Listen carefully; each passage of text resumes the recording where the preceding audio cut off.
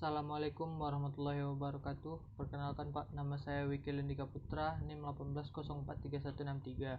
Kali ini saya akan menjawab pertanyaan dari tugas 6 Sistem Informasi Manajemen, yaitu pertanyaan 1, pertanyaan di buku Balzan, yaitu How have network contribute to the digital divide? Jawabannya adalah kesenjangan digital adalah istilah yang menggambarkan manfaat yang diberikan oleh komputer dan akses internet bagi orang-orang. Jaringan telah berkontribusi pada kesenjangan digital dengan meningkatkan pengetahuan dan keterampilan dari orang-orang yang memiliki akses internet. Oleh karena itu, menutup antara orang yang memiliki akses internet dan orang yang tidak berkoneksi dengan internet. Soal yang kedua adalah what is network convergence and why is it important to business? Jawabannya adalah konvergensi jaringan adalah koeksistensi yang efisien dari komunikasi telepon, video, dan data dalam satu jaringan. Ini penting untuk bisnis karena dapat menurunkan biaya komunikasi untuk biaya sekaligus meningkatkan cara individu untuk berkomunikasi dan berkolaborasi. Soal nomor 3 dari buku Balzan, yaitu what are the advantage of mobile business? Mobile business memudahkan pembelian melalui internet, bisnis di mana saja dan kapan saja. Ini memberikan kemampuan untuk memperoleh informasi dan memesan barang dan jasa dengan cepat dan mudah menggunakan perangkat ponsel. Pertanyaan dari buku Kelly, soal 1, yaitu in your opinion, is the mobile or digital wallet a good idea? Why or why not? Jawaban opini saya adalah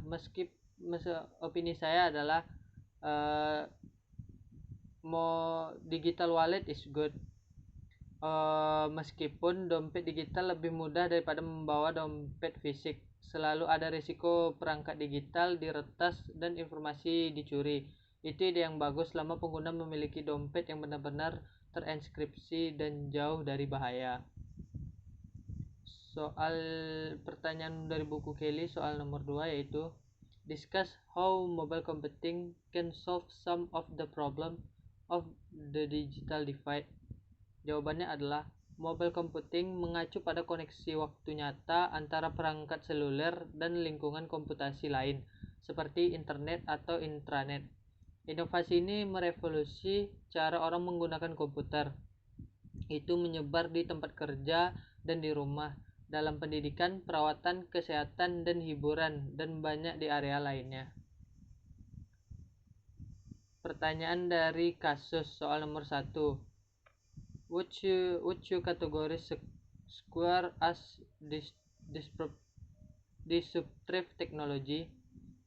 Iya, mengganggu seluruh industri pembayaran, tetapi juga mempermudah perdagangan untuk semua orang dan membuat sistem pembayaran jauh lebih sederhana. Pertanyaan dari kasus, soal nomor 2, yaitu how is Square using wireless networks to gain a competitive advantage? Dari sudut pandang konsumen, teknologi nirkabel membantu Square mendapatkan lebih banyak pelanggan karena memudahkan yang diberikan yang membantu menghindari prosedur pembayaran. Yang memberatkan adalah yang ditetapkan oleh metode pembayaran tradisional. Selain itu, teknologi nirkabel memungkinkan kemudahan membayar melalui Square.